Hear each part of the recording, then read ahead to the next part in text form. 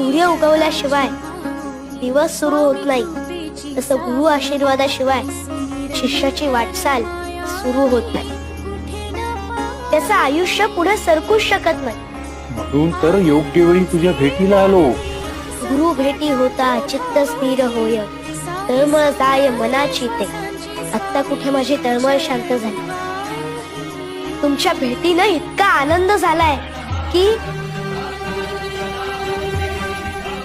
स्वामी, मी जरी महादेवाचा अवतार असलो तरी मी मनुष्य रूपात अवतार घेतलाय. मनुष्य रूपात आल्यावर देवालाही गुरु करावा लागतो. साक्षात राम कृष्ण दत्तगुरु यांनी गुरु केले. ते गुरुला शरण केले. मलाही माझ्या गुरूंना शरण जायचं.